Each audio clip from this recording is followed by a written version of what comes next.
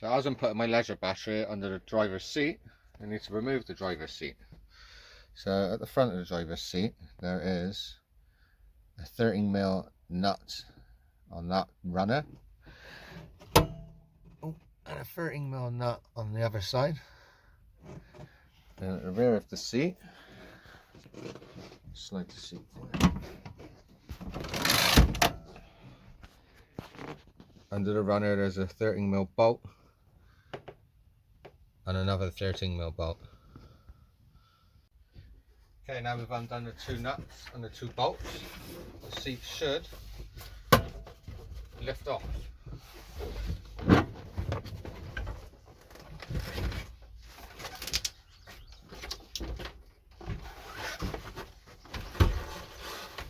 As easy as that.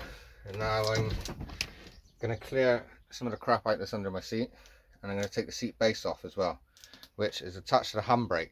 So I've got to stick chop blocks under the wheels, stop the van from rolling, because I'm going to have to release the handbrake to take this off.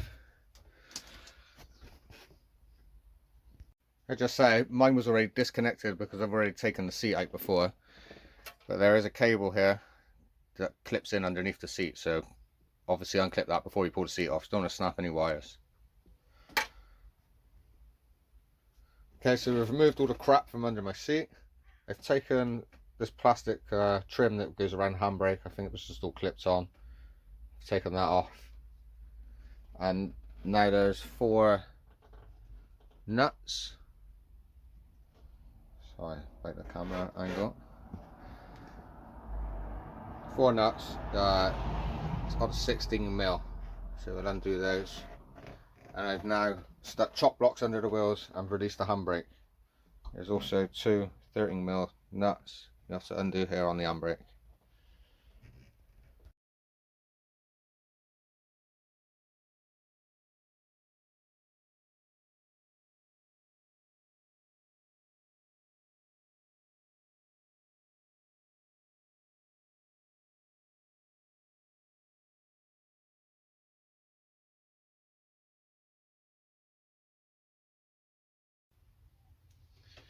Okay, before I put my cables through, I've got all these cables coming down the side of the door, running underneath here. I'm going to clean this first because it's filthy, it's all sticky like something's been spilt underneath, and we don't want that. So I'm going to give this a good clean up, and then I'll put my cables through. And now I've cleaned up under the floor, I've pulled my cables through. As you can just coming up, that come up inside the centre of the seat base. So I've already done all my wiring, which I haven't showed.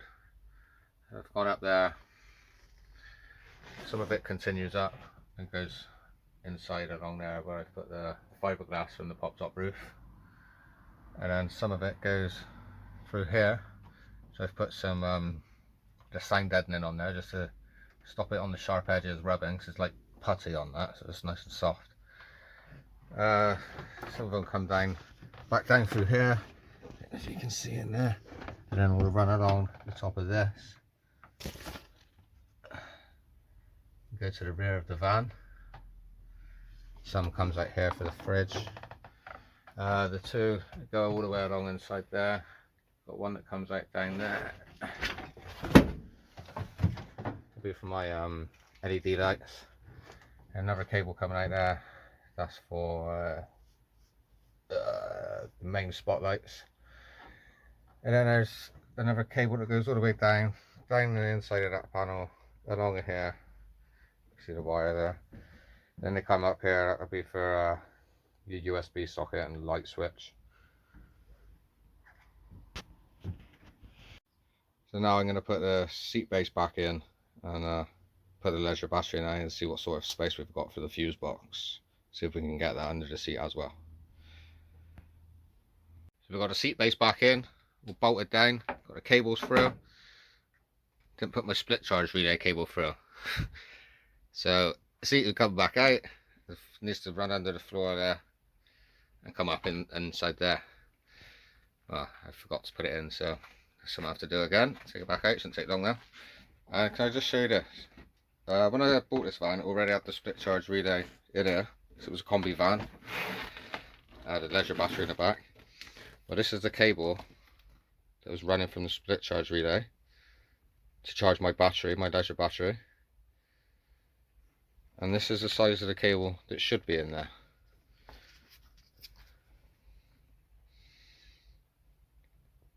The person that I bought the van off of had this professionally built, took it somewhere and had it professionally done. So the cable on the left is the size it should be, and the cable on the right is what they've installed. I don't know if that's any good or what, but to me that looks like a fire waiting to happen, so I'm changing that cable. So the cable comes through from behind the dash, all the way out over the door, down under the floor, and out under the driver's seat.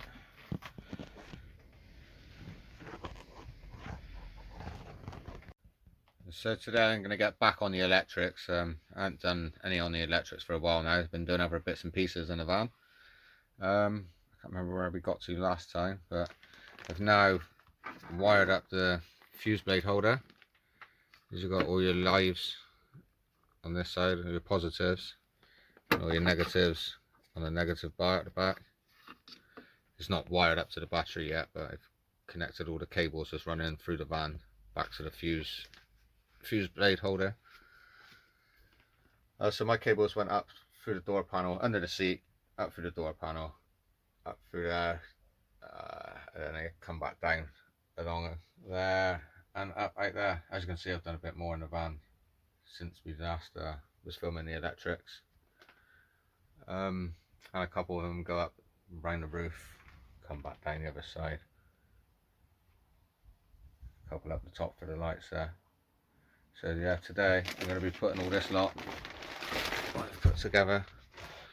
What I've been and got is one of these kits here, only about £10 I think. A couple of set of crimps, a couple of screwdrivers, only cheap stuff, nothing special. So yeah, today we're going to do all this. I've already, as you can see, crimped everything together. I'm just going to plug all this up. Got the Arctic blue cable for my 240. Obviously need to put the consumer unit in, but that'll be at a later date. So yeah, we're going to wire all that up and try and get some sockets on today. Alright, so I've wired in the 240 sockets. Just put the live into the live, earth into the earth, neutral into the neutral. The voltmeter is then put a negative to the negative, positive to the positive, and that is just coming off, which what will be the 12 volt socket, plug socket. So that just comes out of there, the back of there, just to show us what voltage the battery's running at. Done that 240 socket as well. Now I'm going to put all this 12 volt stuff together. It looks pretty daunting, like, but it's not. It looks worse than what it is. It's only a couple of wires you've got to plug in. It's not as bad as it looks. Right, so I swapped the 12 volt voltage meter I had at the top a second ago. Swapped it with the 4-way switch, because where the cables come up through the back, well, you can see that, they're right in the center there, and obviously on the back of this 4-way switch there's a bundle of wires, and it's not going to fit in there. On the back of this little voltmeter, hang on a sec, there's nothing to it really, so swap them round. You should be able to get all them wires in up there, plenty of space. Right, so I fucked up and I've lost a lot of the video footage I've done of the electrics, so this is where we got to in the end. I changed it completely, well not completely, but moved a few bits around, and yeah, well here, this is what we come up with in the end. So I removed the fuse blade holder, which was over this side to begin with, down here, but as you can see now I've got my night heater ducting coming up through the floor and comes out the front of the box and in there. So I've moved the fuse blade holder over to this side, and now I have more space under there because I want enough room to get it all under there, and I didn't want the fuses near that pipe because that pipe does get pretty warm. If you look now, there's a bit of clearance. So anyhow, this fuse here on the side is for my amplifier in the back. This one here is for the split charge relay. So basically it's on like a trip switch, so if it trips out you can just flick it back on. Basically it trip out like that, and literally just flick it back on and it's back on, rather than having to replace a fuse, a burnt out fuse. Makes life a bit easier. And there also is another one down the bottom there, which is connected to the fuse blade holder, which operates all the lights, fridge, TV, all that sort of stuff. So that's protected as well on a trip switch, so if it trips out you can just easily flick it back on. So as for electrics we have inside, you can see we got the fridge all up and running. That runs on a 12 volt. There's also got a 240 switchover on it, so as soon as you plug into the 240 hookup, it automatically switches to 240 rather than 12 volt. Above the kitchen area, got some touch LEDs, which if you hold your finger on, they go brighter and dimmer. Switch them off. I also got another one of those in the overhead storage at the back. Oh, same, if you hold it down it goes dimmer and brighter, what have you. We also got the spotlights in the roof, which are operated by the switch next to the sliding door. Down next to the seat we've got a 12 volt cigarette socket and 2 USB sockets, which is handy for kids charging their phones whilst travelling, tablets, that sort of thing.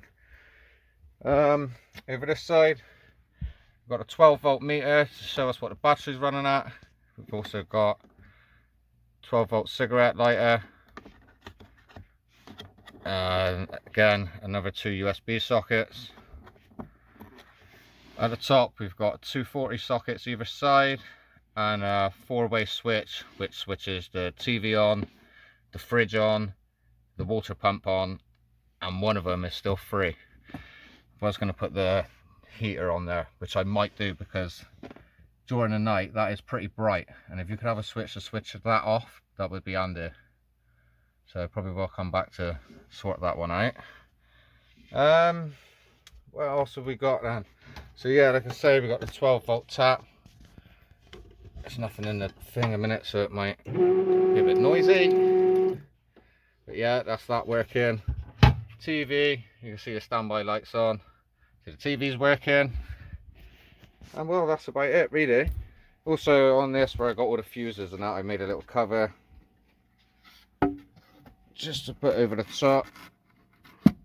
Hide all that shit, makes it look a bit neater. Also got a little fancy in my VW badge on a roof. Got a little fancy LED light on a remote, which is pretty cool. And I think that is pretty much it for the 12 volt. Switch that off. Turn off. There we are. Off it goes. Yeah, I think that's pretty much it for 12 volt. This is with the 240. Oh, what have I done? 240. So if I show you from outside first, where you plug into the 240 hookup.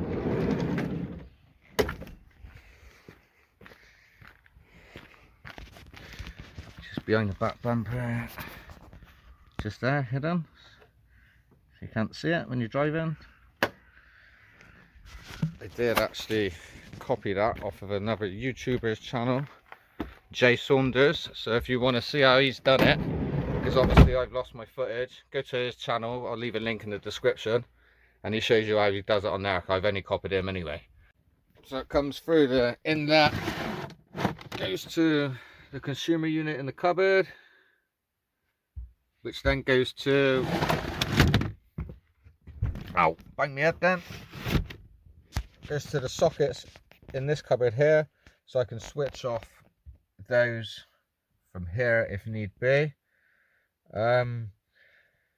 This one here is for the fridge, for the 240 switch over, so when you plug up it would automatically go from draining your battery to draining their electric on site. I've left one spare up here, that would be for the 240 battery charger, and that's about it really for the 240 socket. It's not really much to that. So yeah, that's how the electric's going to turn out in my van. So thanks for watching, please subscribe, peace out.